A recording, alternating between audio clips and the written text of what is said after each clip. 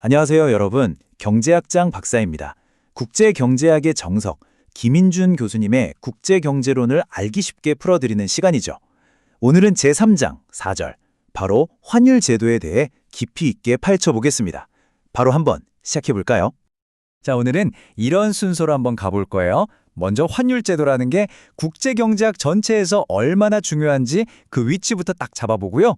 그리고 가장 기본이 되는 두 축이죠. 고정환율제와 변동환율제를 제대로 비교 분석해 볼 겁니다.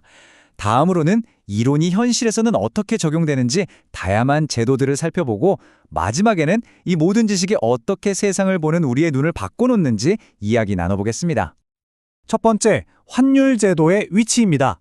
이걸 왜 먼저 알아야 하냐면요. 환율 제도는 한 나라 경제의 운영체제, 그러니까 OS 같은 거거든요.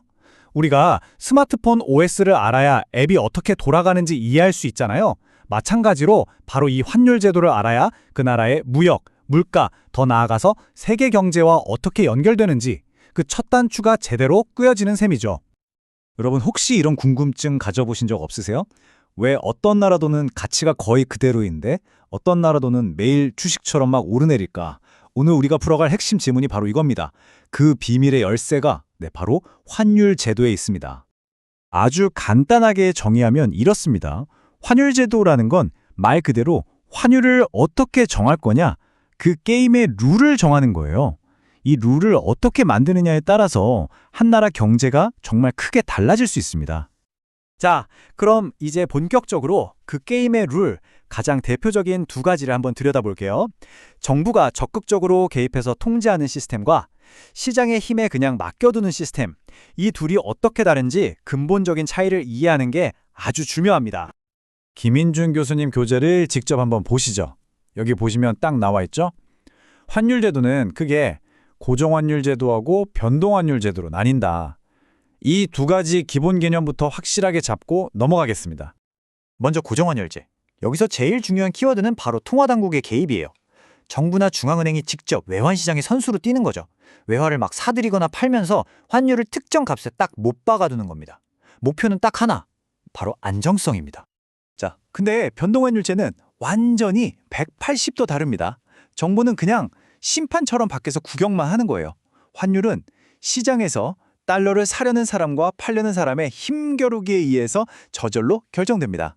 시장에 보이지 않는 손, 바로 그 시장의 힘이 모든 걸 결정하는 거죠. 이 표를 보시면 두 제도의 차이가 한눈에 들어오죠. 고정환율제는 안정적인 대신에 어쩔 수 없이 우리나라 통화정책의 자율성을 좀 포기해야 돼요. 예를 들어 환율을 지키려고 우리 경제는 어려운데 금리를 올려야 할 수도 있거든요. 반면에 변동환율제는 그럴 필요는 없지만 환율이 막 롤러코스터를 타는 그 불확실성을 감수해야 하는 거죠. 세상에 공짜 점심은 없다는 말이 딱 맞습니다. 자, 그럼 이런 생각이 들죠. 이론은 알겠는데 그럼 현실 세계에서는 다들 이 둘 중 하나만 쓰나? 당연히 아니겠죠. 이제 이론과 현실의 다리를 한번 이어보겠습니다. 이것도 역시 교재에서 답을 찾아볼게요. 자, 여기 64페이지를 좀 확대해서 보면요. 뭐라고 써 있죠?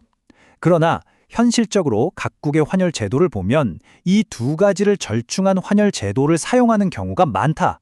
네, 순수한 고정환율제나 변동환율제는 거의 없다는 거예요. 이게 진짜 중요한 포인트입니다, 여러분.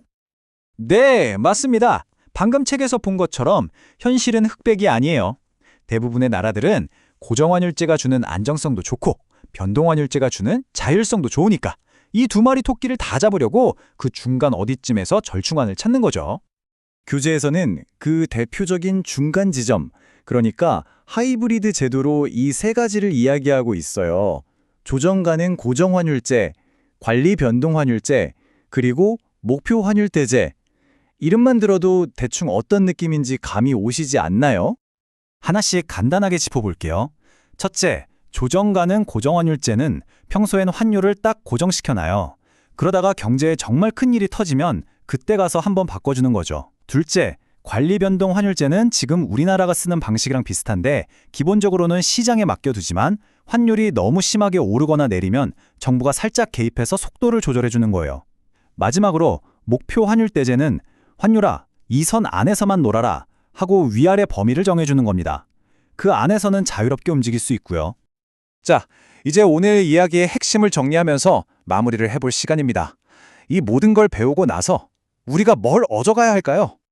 오늘 내용에서 딱 한 문장만 기억해야 한다면 바로 이겁니다. 모든 환율제도는 결국 안정성이냐 유연성이냐 이 둘 사이에서 벌이는 끝없는 줄다리기라는 거죠. 어떤 걸 더 중요하게 생각하느냐에 따라 각 나라의 선택이 달라지는 겁니다. 여러분, 국제경제학 공부하다 보면 가끔은 너무 복잡하고 어렵게 느껴질 때가 있죠. 저도 그랬습니다. 하지만 오늘 우리가 함께한 것처럼 이렇게 한 걸음 한 걸음 나아가다 보면요. 분명히 이전에는 보이지 않던 세상 경제의 큰 흐름을 읽을 수 있는 그런 새로운 눈을 갖게 되실 거예요. 그러니까 절대 포기하지 마세요. 저 경제학장 박사가 항상 옆에서 응원하겠습니다. 마지막으로 여러분께 질문 하나 던지면서 마무리할게요. 이제 여러분이 환율 관련 뉴스를 보실 때 그냥 원달러 환율 올랐네 내렸네 여기서 그치지 않을 거예요. 아마 이렇게 생각하시겠죠? 아, 지금 우리나라는 관리변동 환율제인데 시장의 힘이 더 크게 작용하고 있구나 라든지 혹시 정부가 개입한 거 아닐까? 하면서 훨씬 더 깊이 있게 뉴스를 해석하게 되실 겁니다. 바로 그 새로운 시각을 마음껏 즐겨보시길 바랍니다. 감사합니다.